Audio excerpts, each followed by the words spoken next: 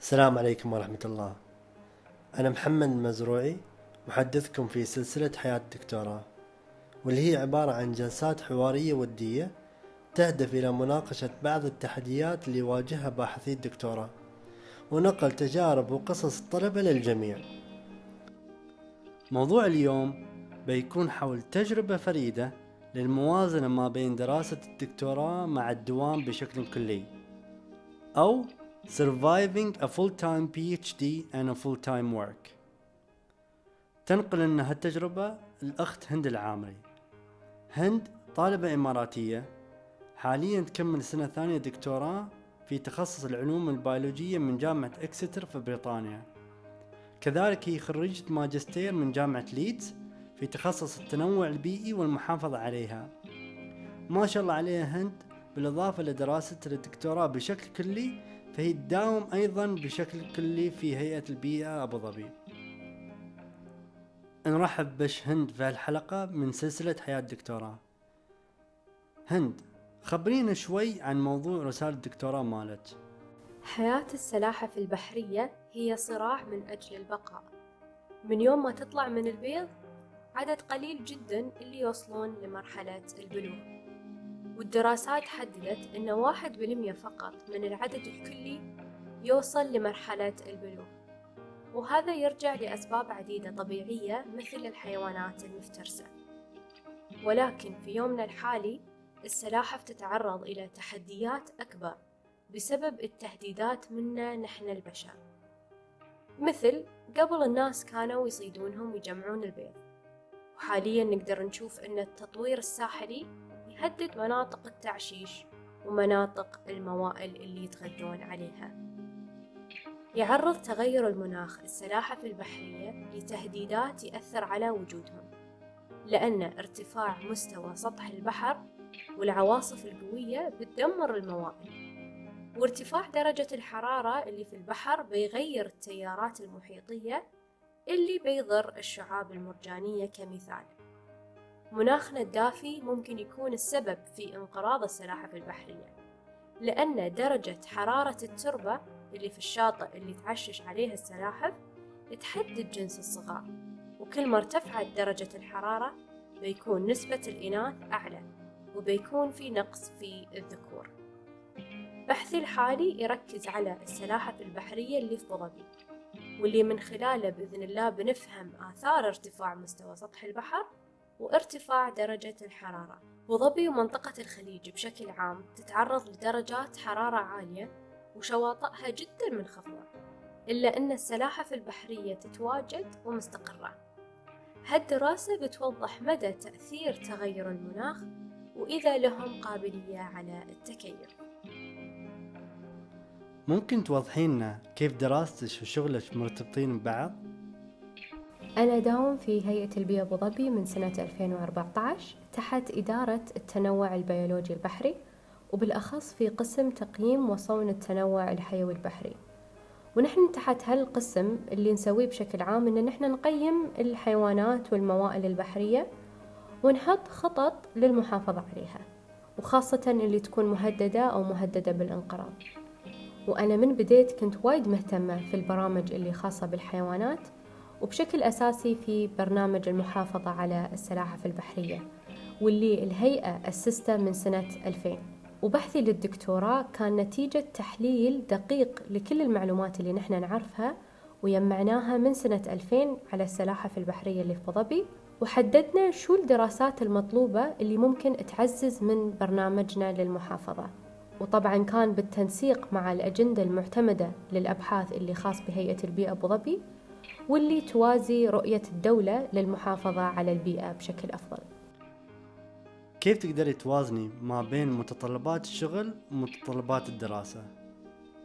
لأن وظيفتي مرتبطة بالدكتوراه وايد مساعدني، لأني مرات ممكن أني أنا قاعدة أشتغل على شيء يخصه في شغلي أو وظيفتي اللي ممكن أني أنا أستفيد منه في البحث، ونفس الشيء أني أنا ممكن أكون قاعدة أحلل معلومات مثلا خاصة بالبحث اللي ممكن أني أنا أذكره في التقارير السنوية اللي خاص بالدوام. وأنا لازم أشدد أن إدارة الوقت شيء جدا مهم، لأن الواحد إذا قدر أنه يجدول وقته بيكون على رأس مهامه. وبالإضافة جدا ضروري إن الواحد يعرف شو الروتين اللي هو يناسبه. يعني مثلا أنا شخصيا أفضل الكتابات اللي أنا أسويها تكون بعد الساعة 12، ما أعرف ليش، ولكن هذا اللي مناسبني. فأعرف إني لو حابة إني أنا أكتب شيء خاص بالبحث لازم بيكون بعد الساعة 12، وممكن خلال اليوم إني أنا أركز على مثلا قراية الأبحاث أو إني أحلل بيانات، يكون هذا أكثر تركيزي خلال النهار. شو النصائح اللي تبغين توجهينها للباحثين، وخاصة اللي يدرسون ويداومون بشكل كلي؟ إذا بضيف للنقطة اللي توني تكلمت عنها إن الواحد من المهم يعرف شو الروتين اللي يناسبه، لازم يكون الطالب عنده نظام دعم. إن اللي أقصده إن الناس اللي حوله لازم تشجعه على الشيء اللي هو قاعد يسويه، كان في مقر العمل أو في مقر الدراسة. إذا بتكلم عن مقر الدراسة، أنا شخصيا يعني الحمد لله المشرف مالي جدا علاقتي معاه جدا قوية، يعني وايد سهل إني أنا أقدر أتعامل معاه، إني أتكلم معاه كان مواضيع تخص الدراسة أو تخص الحياة يعني، وحسيت إن هالشيء اللي هو مساعدني إني أنا أتقدم في التعليم. ونفس الشيء ينطبق في مقر عملي يعني، والحمد لله مدير المباشر والمدراء كلهم يعني إلى الأمين العام الحمد لله هم اللي أصلا شجعوني في البداية إني وما زالوا يشجعوني طبعا إني أنا أكمل مسيرتي الدراسية. وزملائي بعد نفس الشيء، إن كلهم متفهمين إني أنا ممكن في أيام أكون مشغولة فيها، فإني أنا أحتاج بعض المرونة يعني في الشغل، وهذا أحس ضروري من ناحية الدوام والدراسة. بالإضافة الناس اللي هم أقرب لنا لازم بعد يتفهمون إن نحن ترى معظم الأوقات ترى بنكون مشغولين، بس هذا مش معناته إنهم مش مهمين في حياتنا وإن نحن ما نحتاجهم، لا نحن نحتاجهم عشان نحن نقدر نكمل في مسيرتنا. غير هذا كله، وهي أهم نقطة أنا بالنسبة لي، إن الواحد لازم يخصص وقت لنفسه. أوكي الواحد يعطي كل اللي عنده حق شغله وحق دراسته، ولكن في النهاية إذا أنا صحتي العقلية مش أوكي، ترى أنا ما بقدر أقدم لا في شغلي ولا في عملي. فأنا شخصيا مخصصة يوم السبت، كنت في بريطانيا أو كنت في الإمارات، يوم السبت هو يومي أسوي فيه اللي أنا أبغاه. كان مجرد إني بس أقعد في البيت وما أسوي شيء، إني أطلع أشوف أهلي، أشوف ربعي، أطلع أجرب أماكن جديدة، خاصة مثلا في بريطانيا في مناطق أنا ما زرتها قبل. يوم السبت هو يومي، لا أفتح لا إيميل، ما أرد على أي شيء يخص الدوام ولا الدراسة. السؤال الختامي للأخت هند، شو الرسالة اللي تبغين توجهينها للباحثين؟ أنا إذا حد يسألني شو أدرس، خاصة في الدراسات العليا، دائما أقولهم اختاروا موضوع أنتوا شغوفين تجاهه أو قضية أنتوا تحفزكم، لأن درجة الدكتوراه نفس أغلب الدرجات العلمية فيها شغل وفيها ضغط يومي وفيها مجهود. ولكن إذا الشخص مختار موضوع هو حاب أنه يتخصص فيه، قضية تحفزه مثلا، يعني بغض النظر عن الشغل اللي بيمر فيه يوميا، بيقدر أنه هو يشجع نفسه أنه يكمل. وأنا شخصيا يوم قررت أني أكمل دراستي كنت عارفة أن الموضوع ما بيكون سهل، خاصة أني أنا لين الحين أداوم بشكل كامل يعني. وما بخش عنكم في أسابيع كنت أمر فيها كنت وايد محبطة، وكنت أشك في قراري، وكنت أقول هند ليش اخترتي هالشي وليش دخلتي عمرك في شيء أنت في غنى عنه. ولكن لأني أنا شخصيا يعني وايد موضوع البيئة يعني وايد شغوفة في تجاه البيئة، وايد حابة أني أقدم شيء في هالمجال، حابة أنه يكون لي بصمة في هالمجال.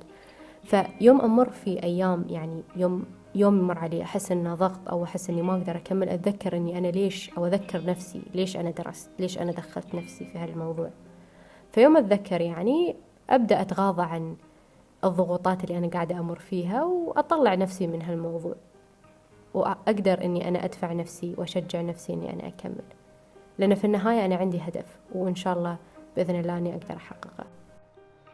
نشكركم على حسن الاستماع، وانتظرونا في الحلقة الجاية بإذن الله.